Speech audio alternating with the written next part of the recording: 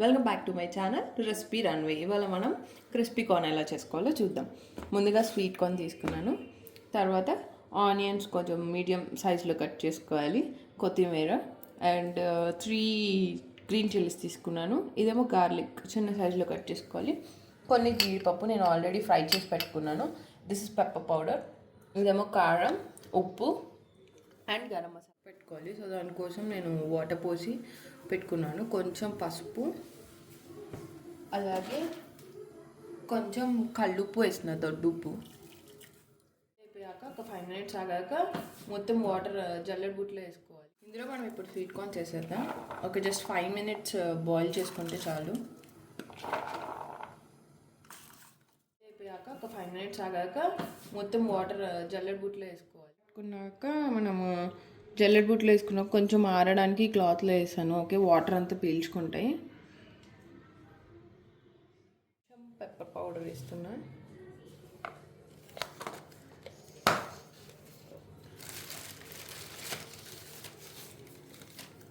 అలాగే corn flour.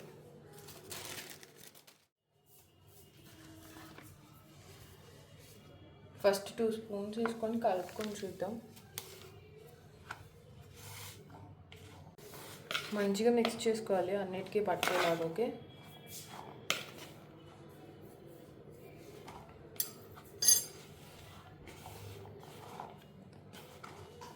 మరీ dry చేసేయకండి sweet corn. కొంచెం వెట్ ఉన్నప్పుడు తీసుకుంటే ఇలా పడుతుంది. మీరు కావాలంటే బియ్యం పిండి కొంచెం వేసుకోండి క్రిస్పీనెస్ కోసం.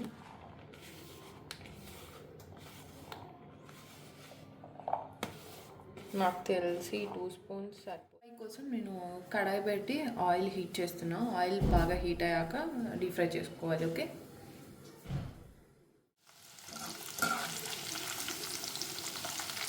కొంచెం గోల్డ్ అండ్ బ్రౌనిష్ షేడ్ వచ్చే వరకు ఉంచుకోండి.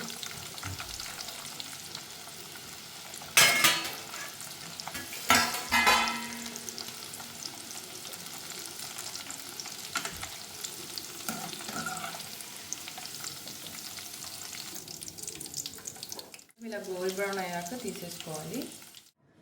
సో ఇప్పుడు ఒక ప్యాన్ పెట్టుకొని కొంచెం ఆయిల్ హీట్ అయ్యాక ఎండుమిర్చి వేసుకుందాం. సో ఎండుమిర్చి, అలాగే ఆనియన్స్, ఇవన్నీ కొంచెం మీడియం ఫ్లేమ్లో చేసుకోండి. ఎందుకంటే క్రిస్పీ కార్న్ కొంచెం స్మోకీ ఫ్లేవర్లా ఉంటుంది కాబట్టి. సో తర్వాత పచ్చిమిర్చి, అలాగే గార్లిక్.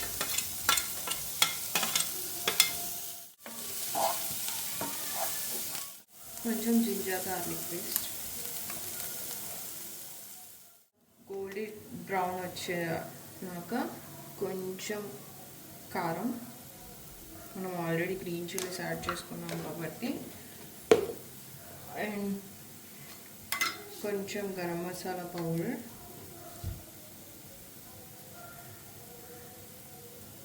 మీరు చూసి మళ్ళీ తర్వాత వేసుకోండి. అండ్ నేను కాజు ఇందాక ఆల్రెడీ ఫ్రై చేశాను కాబట్టి నేను ఇప్పుడు వేసేసుకుంటున్నాను. వేసుకొని ఒకసారి మిక్స్ చేసుకోవాలి.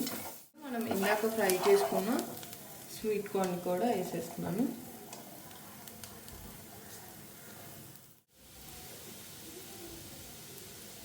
డన్. అంతే, వేడి వేడి క్రిస్పీ కార్న్ రెడీ.